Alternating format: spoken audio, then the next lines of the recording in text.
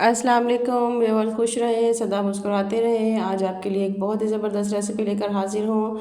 गुलाब के फूल जो देखने में भी आँखों को बहुत ठंडक देते हैं और बहुत ही इनका जो लुक है वो प्यारा लगता है और हर दिल को ये भाते हैं। आज आप इसकी जो रेसिपी मैं शेयर कर रही हूँ, इंशाल्लाह आपको ये बहुत पसंद आएगी। चलिए जी, शुरू करते हैं। बिस्मिल्लाहिर्रहमानिर्रहीम। सबसे पहले ये मैंने गुलाब की पत्तियाँ ली हैं, जिनको अच्छी तरह से आपने तमाम पत्ते और डंडियाँ जो हैं वो निकाल देनी है इनकी। और इसके बाद ये देखिए, इनको पानी के साथ हमने अच्छी तरह से इनको अंदर डिप करते हुए हमने इनको अच्छी तरह से वॉश कर लेना है कि तमाम जो डस्ट है वो अच्छी तरह से इसमें से निकल जाए और हम अपना नेक्स्ट स्टेप कर सकें। ये देखो, मैंने बार बार नीचे से ऊपर को की तरफ पलटते हुए तमाम जो पत्तियां हैं वो इसके अंदर तकरीबन मैंने डिप कर दी हैं, और ताकि ये हमारी जो पत्तियां अच्छी तरह से धुल सकें। अब जो हमने ग्राइंडर जग लेना है, इसके अंदर मैंने ये पत्तियाँ जो तमाम हैं ये स्टेप बाय स्टेप मैंने तमाम जो है इनको पानी में से निकाल कर इनके अंदर ऐड कर दिया है। और इनको ऐड करने के बाद जो नेक्स्ट है, मैंने इसी के अंदर 1 गिलास पानी, ये जो जग है इसके अंदर 1 गिलास पानी हम ऐड करेंगे ग्राइंडर जग में, और इसको हमने ग्राइंड करके इसका पेस्ट तैयार कर लेना है। ये देखें जी, इसका पेस्ट तैयार हो चुका है। अब हमने एक पैन लेना है और एक स्ट्रेनर की मदद से हमने इसको अच्छी तरह से छान लेना है और इसको आपने अच्छी तरह से छानना है, और ताकि तमाम जो इसका रस है वो अच्छी तरह से निकल सके। वीडियो को आप एंड तक देखिएगा ताकि आपको तमाम जो मालूमात है वो मिल सके। और अब मेरे चैनल पर अगर न्यू हैं तो मेरे चैनल को लाइक करें, सब्सक्राइब करें, शेयर करें और कमेंट बॉक्स में मुझे ज़रूर बताइएगा कि आपको मेरी ये रेसिपी कैसी लगी है। और ये देखिए जी, ये अब मैंने तकरीबन ये तमाम जो इसका जो पानी है वो हमने इसमें से निचोड़ लिया है। अभी भी इसके अंदर ये देखिए छोटे छोटे ज़रात बाकी हैं। ये देखिए पैन के साथ भी थोड़े से लगे हुए हैं, इनको हम डबल स्टेन करेंगे।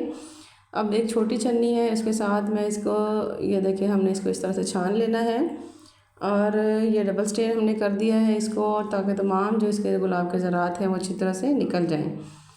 अब ये देखिए जी, पानी हमने बिल्कुल अलग कर लिया है और हमारा जो पानी है ज़बरदस्त सा और बहुत ही खूबसूरत सा कलर का पानी हमारा निकल चुका है। अब हम इसे साइड पे रखेंगे और जो हमारा अगला स्टेप है हम उसको हम देखेंगे क्या करना है।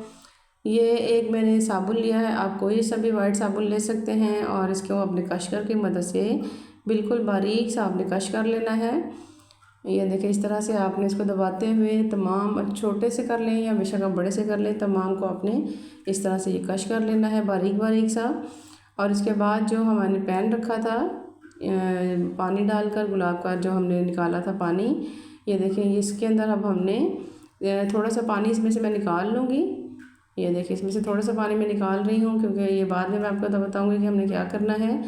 अब जो साबुन मैंने कश किया था वो मैं इसके अंदर ऐड करूँगी, और इसको अंदर हमने जल्दी से चम्मच चलाते हुए इसके अंदर गुठली बिल्कुल भी नहीं बनने देनी, और इसको अच्छी तरह से हमने मिक्स कर लेना है। ये देखें जी, इस तरह से आपने इसमें ये गुठली जो है वो बिल्कुल भी ये गुठली नहीं बनने देनी, और इसको अच्छी तरह से तेज़ हाथ से अपने चम्मच चलाते जाना है ताकि ये अच्छी तरह से जो पानी में अच्छी तरह साबुन मिक्स हो जाए और जो हमारी गुठलियाँ हैं वो तमाम इसमें से ख़त्म हो जाएं।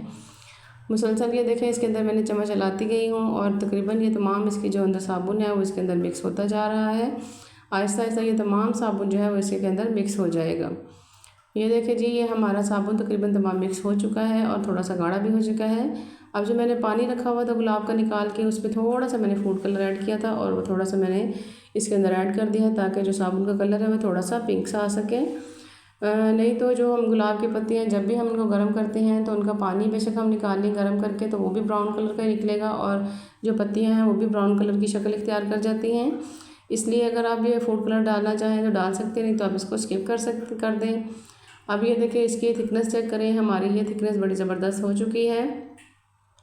और इसके अंदर मैं एक चीज़ और ऐड करूँगी, वो हमने इसको पकाने के साथ ही ऐड करना है, और बाकी जो तमाम चीज़ें जो बाद में मैं आपको बताऊँगी वो जो हमने बाद में ऐड करनी है जब हम इसको चूल्हे से उतार लेंगे और जो हल्का सा ठंडा हो जाएगा तो तब हमने इसको ऐड करना है।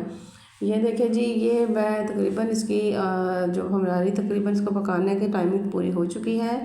अब मैं इसके अंदर थोड़ा सा मैंने तकरीबन छोटी सी हाफ़ चम्मच, ये देखें इतनी सी मैंने इसके अंदर ये मीठा सोडा ऐड किया है, बेकिंग सोडा जो होता है ये आपने इसके अंदर ऐड कर देना है। अब आपने इसको अच्छी तरह से मिक्स करके ऐसे 1 मिनट के लिए पकाना है और उसको हमने चूल्हे से उतार लेना है, बल्कि फ़्लेम हमने इसकी बंद कर देनी है।